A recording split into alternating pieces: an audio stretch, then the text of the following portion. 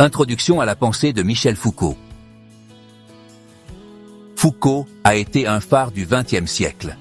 Un penseur qui a illuminé de son esprit aigu les côtés obscurs du pouvoir et de la connaissance. Sa capacité à analyser et déconstruire les structures sociales et politiques a rendu son œuvre incontournable pour quiconque cherche à comprendre les dynamiques de pouvoir. Né en France en 1926, Foucault s'est imposé comme une figure de proue du paysage intellectuel, défiant les normes et ouvrant de nouvelles voies de la pensée. Son enfance et sa jeunesse furent marquées par une intense curiosité et une soif insatiable de connaissances. Pendant ses années universitaires, Foucault s'est immergé dans l'étude de la philosophie, de la psychologie et de la sociologie, développant une vision critique et novatrice qui allait caractériser toute sa carrière. Son influence s'étend de la philosophie à l'histoire, de la sociologie à la critique littéraire, laissant une marque indélébile dans le paysage culturel contemporain. Ses écrits, parmi lesquels Surveiller et punir et Histoire de la sexualité, sont devenus des textes fondamentaux pour des générations d'étudiants.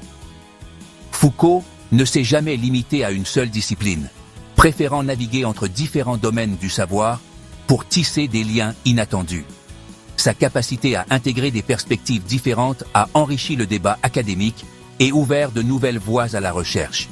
Critique féroce des institutions et du pouvoir, il a analysé les structures qui régissent notre société en révélant les mécanismes cachés.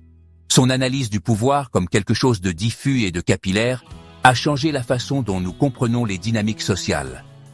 Son œuvre, souvent provocatrice et dérangeante, nous a poussés à regarder le monde avec un regard neuf, remettant en question les vérités absolues et ouvrant la voie à une compréhension plus profonde de l'être humain dans toute sa complexité. Foucault a exploré des thèmes comme la folie, la sexualité et la punition, révélant comment ces catégories sont socialement construites et utilisées pour exercer un contrôle.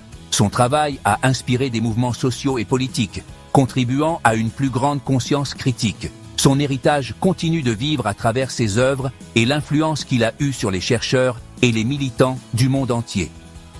Foucault nous a appris à remettre en question ce que nous tenons pour acquis et à toujours chercher la vérité cachée derrière les apparences.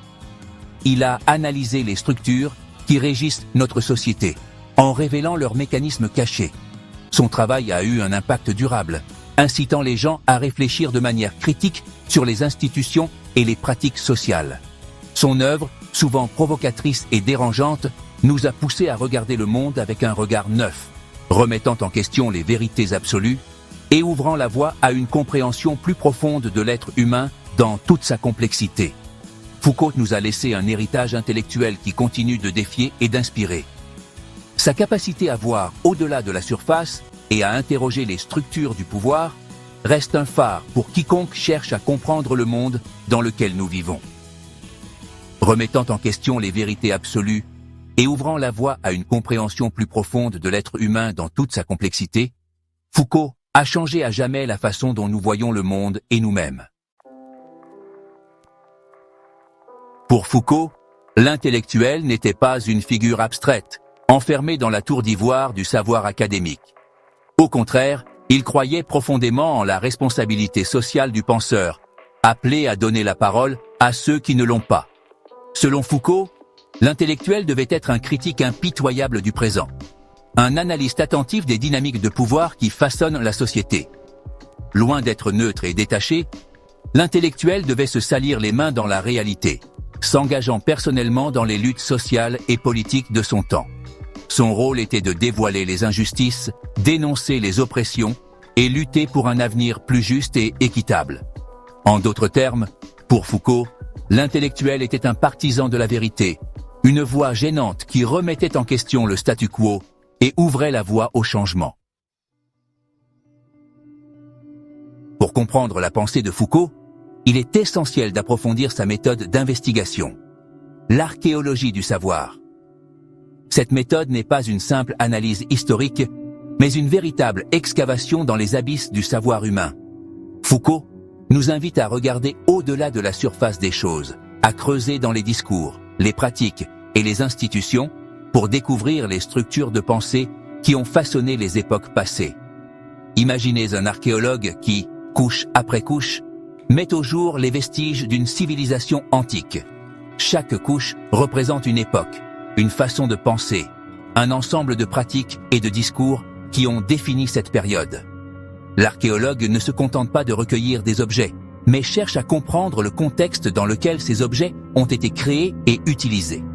De la même manière, Foucault analyse les discours, les pratiques et les institutions d'une époque pour révéler les structures de pensée qui les sous-tendent.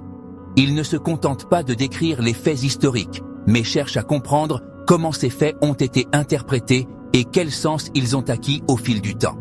Ce processus d'analyse nous permet de voir comment les idées ont évolué et comment elles ont influencé notre façon de penser et d'agir.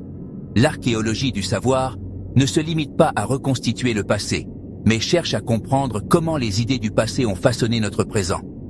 Cette méthode nous permet de voir les continuités et les ruptures dans l'histoire de la pensée humaine, de comprendre comment certaines idées ont été accueillies, modifiées ou rejetées au fil du temps. De cette façon, nous pouvons avoir une vision plus claire des dynamiques qui ont conduit à la formation de nos croyances et pratiques actuelles. Foucault nous invite à regarder au-delà de la surface, à creuser en profondeur pour découvrir les racines de notre façon de penser et d'agir. Ce processus d'excavation n'est pas un simple exercice intellectuel, mais a des conséquences pratiques. Comprendre l'origine de nos idées nous permet de les remettre en question, d'en voir les limites et d'explorer de nouvelles possibilités de pensée et d'action. De cette façon, l'archéologie du savoir devient un instrument de transformation sociale et culturelle. À travers l'analyse des discours, des pratiques et des institutions du passé, nous pouvons mieux comprendre les limites et les potentialités de notre présent, ouvrant la voie à de nouvelles possibilités de pensée et d'action.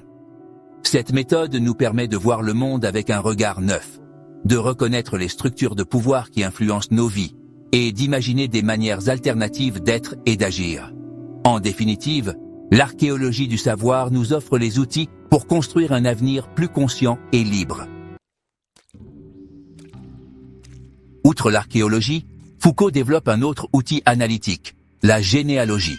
Cette méthode ne se limite pas à creuser dans le passé pour découvrir l'origine des idées et des pratiques, mais cherche à comprendre comment celles-ci ont évolué et se sont transformées au fil du temps.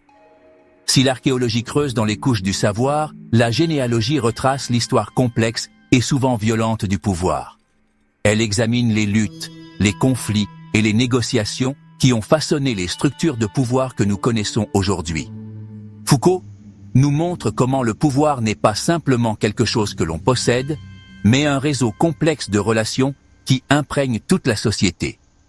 Il n'est pas localisé en un point unique, mais diffus et distribué à travers une myriade de pratiques et d'institutions. La généalogie révèle comment les formes de pouvoir se transforment au fil du temps, s'adaptant aux nouvelles situations et revêtant des visages différents. Ce processus de transformation est continu et reflète les dynamiques sociales, économiques et politiques de chaque époque. Foucault analyse, par exemple, le passage du pouvoir souverain basé sur la force physique et la punition spectaculaire à un pouvoir disciplinaire plus subtil et pervasif qui opère à travers la surveillance, la normalisation et le contrôle des corps. Ce changement a de profondes implications sur la façon dont nous vivons et concevons notre liberté. La généalogie nous aide à reconnaître les multiples formes de pouvoir qui nous entourent, nous permettant de résister à ces effets les plus oppressifs. Elle nous fournit les outils pour déconstruire les narrations dominantes et pour imaginer des manières alternatives d'organiser la société. De cette façon, la généalogie n'est pas seulement un outil analytique, mais aussi un instrument d'émancipation et de lutte pour une plus grande justice sociale.